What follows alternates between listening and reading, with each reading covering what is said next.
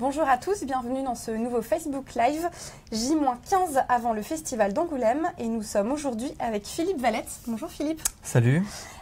Philippe Valette qui est en sélection dans la catégorie Polar SNCF pour cet album, Jean Doux et le mystère de la disquette molle. Une enquête dans une entreprise des années 90 qui est littéralement à hurler de rire. Philippe, vous allez nous dessiner Jean Doux, le héros de votre album. Et puis, on va répondre aussi aux questions des internautes. Donc surtout, n'hésitez pas, on en a déjà reçu quelques-unes, mais n'hésitez pas à poster vos questions dans les commentaires. On y répondra dans quelques instants pendant que vous serez en train de dessiner. Ouais, sans problème. Je vous laisse le paperboard alors. Ok. À tout de suite. Je pense que je vais juste faire un gros Jean Doux, bien en place là, comme un petit chef dans son fauteuil. Alors attends. Et puis du coup, on peut continuer à discuter si tu veux en même temps. Je peux commencer par résumer un peu l'album. Donc ça se passe dans les années 90 dans une entreprise de broyeuse à papier. Ouais, c'est ça. Qui est sur le point de se faire racheter. Et donc Jean Doux, qui est le héros de cet album, découvre complètement par hasard dans un faux plafond une mallette contenant une disquette molle sur laquelle il découvre un code et il s'auto-persuade que ce code peut sauver son entreprise. Et commence alors une enquête totalement délirante avec deux de ses collègues au sein de son entreprise. C'est ça. C'est venu comment cette idée ? Alors c'est une vieille idée. C'est un truc que je voulais faire depuis quasiment 9 ans. C'était un court-métrage à la base, parce que je fais pas de la bande dessinée normalement, je fais plus du film et de l'animation. Donc du coup j'avais commencé à écrire ce truc en l'imaginant vraiment en film. J'avais même acheté des petits accessoires à Emmaüs, des costumes, des cravates, des vieux Minitel. Et puis j'ai laissé l'idée de côté pendant pas mal de temps, parce que j'avais pas les moyens de financer le cours. Et en fait, l'idée, je pense qu'elle est née du mariage entre Indiana Jones, ma passion vraiment pour les récits d'aventure et les enquêtes, l'exploration, tout ça, et l'univers bureaucratique, je pense, qui a été pas mal influencé par Messages à caractère informatif, à l'époque en tout cas. Et puis ensuite, au fil du temps, j'ai rajouté pas mal d'autres petites références comme The Office ou Parks and Recreation, tout ce qui se passe en bureau, quoi. Mais vraiment, l'idée de base, c'est la rencontre entre le récit d'aventure et le milieu bureaucratique. Je trouvais que l'idée était intéressante, que ça, du coup, permettait de faire de la parodie et d'utiliser tous les codes des histoires d'aventure et de les transposer, du coup, dans un univers qui n'a rien à voir a priori, et que ça allait créer des trucs vraiment rigolos et intéressants. Donc voilà, c'est un album qui mélange vraiment aventure et humour tout du long, quoi. On rappelle que vous êtes aussi l'auteur de Georges Clooney, qui a été décliné en 2 albums. Ça a commencé un peu par un délire sur un blog, ça a terminé en phénomène d'édition. C'est ça, ça c'est vraiment une démarche qui était complètement à l'opposé de celle-ci, où là c'était un truc que j'avais en tête depuis longtemps, et du coup j'avais accumulé plein d'idées. Et du coup, il a fallu faire un tri, structurer tout ça, alors que Georges Clooney, c'était une improvisation complète. C'est sorti vraiment de nulle part, juste un jour où je testais une boîte de feutre et j'ai commencé à dessiner ce petit bonhomme-là qui trouve une merde au milieu de son salon. Et ensuite, je me suis lancé le défi d'improviser une histoire sans savoir où j'allais, ce que j'aime pas trop faire à la base. Je suis plutôt quelqu'un qui prend son temps et qui réfléchit trop et qui du coup fait jamais rien. Et là, je me suis dit, ok, là, ça suffit, vas-y, on essaye de pondre un truc, quoi qu'il arrive, on verra à quoi ça ressemble.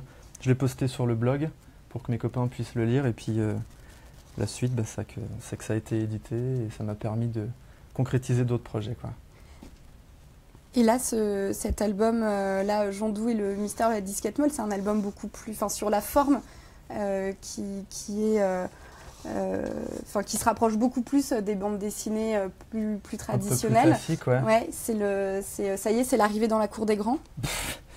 Je sais pas si on peut dire ça. Je fais mes albums un peu toujours de façon naïve. J'ai pas l'impression d'être vraiment un auteur de bande dessinée, parce que je construis vraiment ma narration toujours comme un film. C'est assez cinématographique, je fais pas de mise en page. Je me sens pas du tout BDiste, j'ai une culture BD qui est assez pauvre.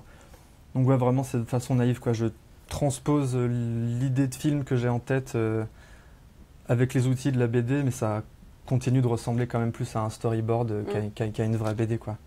Donc je pense pas que je sois arrivé dans la cour des grands, je me sens toujours un petit peu un outsider quoi. Ouais. Dans le Bon, il monde y a de la comme une bande sélection dessinée. Angoulême.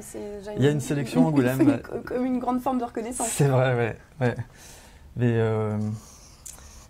Mais ouais, non, je sais pas. Mon statut au sein de la bande dessinée, je le connais pas trop encore. Mais en tout cas, c'est très plaisant à faire. J'ai découvert avec Georges Clooney et ça m'a vraiment libéré au niveau de l'écriture surtout.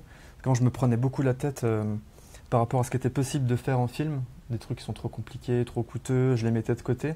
En bande dessinée, tout est possible, il n'y a vraiment aucune limite. Donc du coup, ça libère vraiment la pensée et l'écriture et j'ai découvert ce plaisir-là un peu par hasard, quoi. Donc maintenant, j'aurais du mal à revenir en arrière, je pense.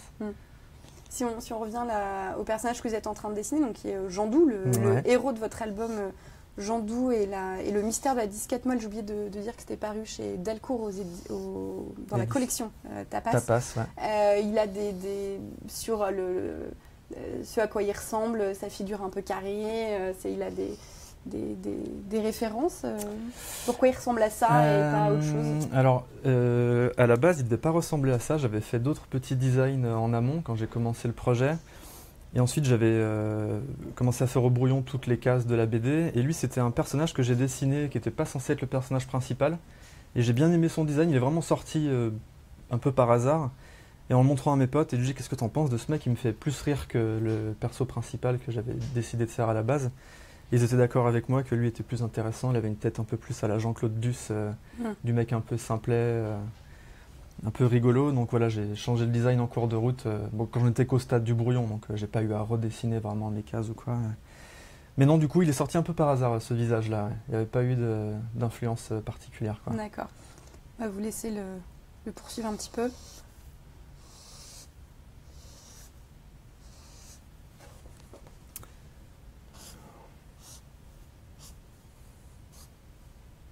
Donc, je rappelle aux internautes que vous pouvez poser vos questions dans les commentaires. Je relayerai.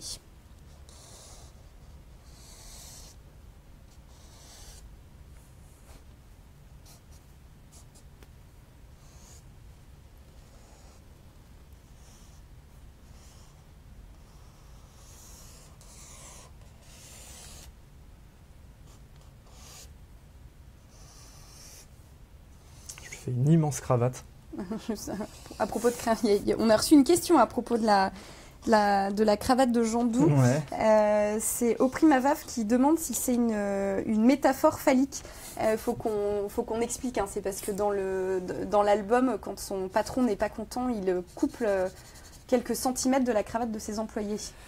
Oui, c'est complètement ça. C'est plus une sorte de représentation de la hiérarchie des employés dans la boîte. Mais oui, la cravate, ça a quand même un truc un peu phallique, ouais. Ça, c'est sûr. Donc dans l'entreprise, plus la cravate est longue, mieux on est placé hiérarchiquement. C'est ça, exactement. Et plus on est reconnu. Ouais. Et l'équivalent pour les femmes, ça pourrait être la hauteur du talon, peut-être, vu qu'elles ne portent pas de cravate.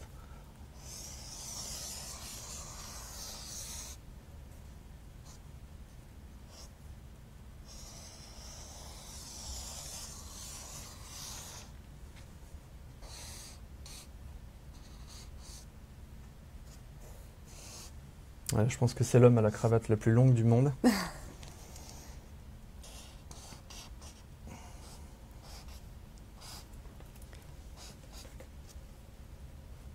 Il y a Nikev qui demande si vous préférez les BD en couleur ou en noir et blanc. À ce niveau-là, je pense que j'ai pas du tout de préférence. J'aime bien les deux. J'aime bien les couleur ou noir et blanc. Moi, ce qui m'importe plus, c'est vraiment l'histoire avant tout, quoi. Le style du dessin, il passe après. Si l'histoire est vraiment intéressante et que le dessin est pas top, je le lirai quand même. Alors que s'il y a un dessin qui est très beau et puis une histoire un peu pauvre, là ça va, je vais vite décrocher, quoi. D'ailleurs, c'est pour ça que je dis que je me sens pas trop BDiste aussi, c'est parce que je suis pas un grand dessinateur non plus et que ce qui m'intéresse plus, c'est l'histoire. Et le dessin, il est là juste vraiment pour servir le propos. j'ai aucune prétention à essayer de faire un beau dessin ou d'impressionner ou quoi que ce soit. Donc le dessin, vraiment, je le fais le plus rapidement possible et à minima, quoi. Juste qu'il ait les éléments nécessaires pour partager l'idée que j'ai envie de partager dans la case et je m'arrête là, quoi. Je sais pas, déjà que ça a été un long process de faire Jandou, ça a pris un peu plus d'1 an. Si en plus j'aurais dû taper des gros dessins avec des ombres, des couleurs, des lumières et tout ça, je serais toujours en train de le faire là. Il y a plus de travail sur les dialogues? Ouais, ça par contre c'est quelque chose sur lequel j'accorde beaucoup de temps et beaucoup d'attention et je fais beaucoup de modifications à la relecture à chaque fois. Ouais. Alors que le dessin, une fois qu'il est fait, je le retouche rarement, quoi.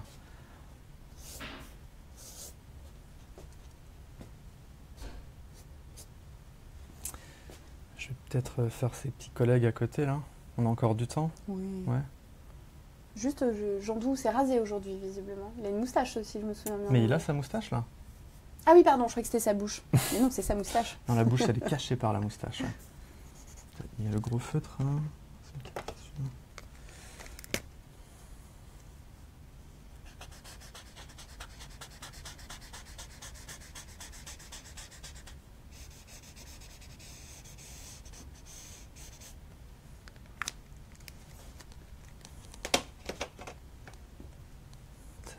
Il y a déjà des projets pour la suite? Je ne sais pas si Georges Clooney reverra le jour ou s'il y a déjà d'autres idées d'autres albums dans les cartons. J'ai rien en place en ce moment là. J'ai pas mal d'idées qui tournent dans ma tête.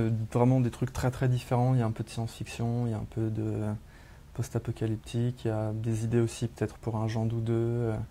Pour l'instant je sais pas trop. Il y a plein d'envies, il y a plein de trucs. Je me laisse le temps un petit peu de voir sur quoi je vais rebondir après ça. Là. Ouais, donc du coup, on sortira un peu de l'humour. Peut-être, ouais. Ouais. Je suis pas attaché complètement juste à l'humour. J'ai envie d'essayer d'autres trucs. Je suis assez curieux. Et puis une fois que j'ai fait quelque chose, j'aime bien ensuite passer à un autre. Ouais.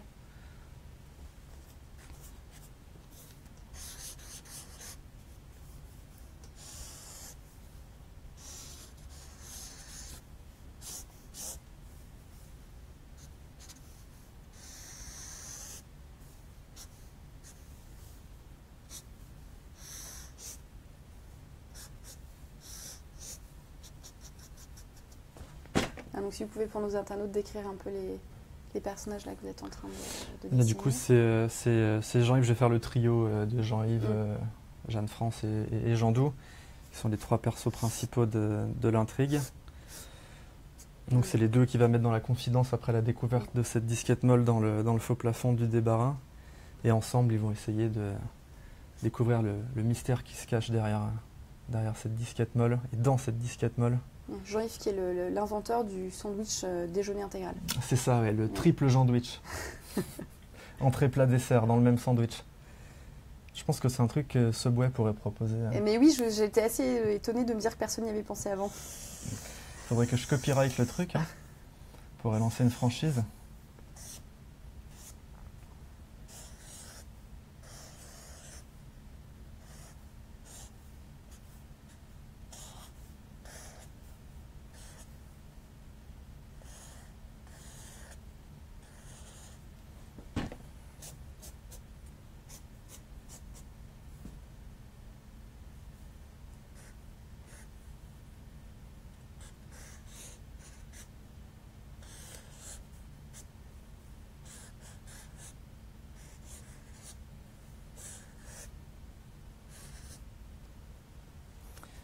Tac. On va faire peut-être un petit Jean-Yinge dans le coin là, qui est le chien de Jean-Yves.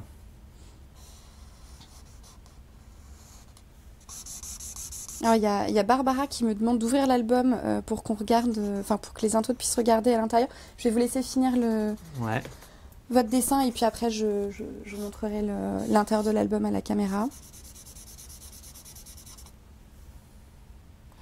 Je vais lui faire une petite cravate à Jean-Yinge aussi.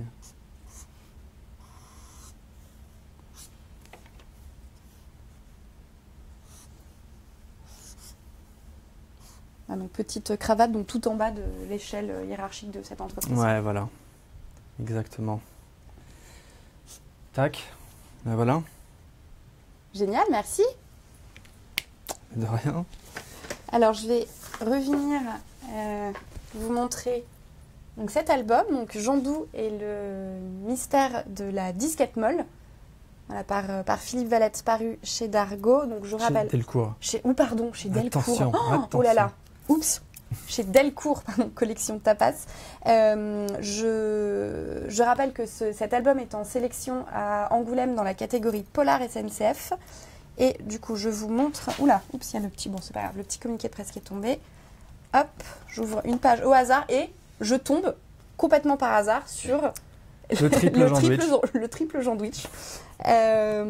Voilà, donc vous avez le. Voilà, je peux montrer une autre page. Voilà. On va spoiler. Peut-être pas dévoiler toute l'intrigue non plus. Hop. Parce qu'il y a un gros shift en plein milieu de l'histoire. Ouais. On part vraiment dans l'exploration aventure. Ouais. Ouais. Pas dévoiler ça. Voilà, je vais revenir un peu vers le début. Voilà, là on risque rien.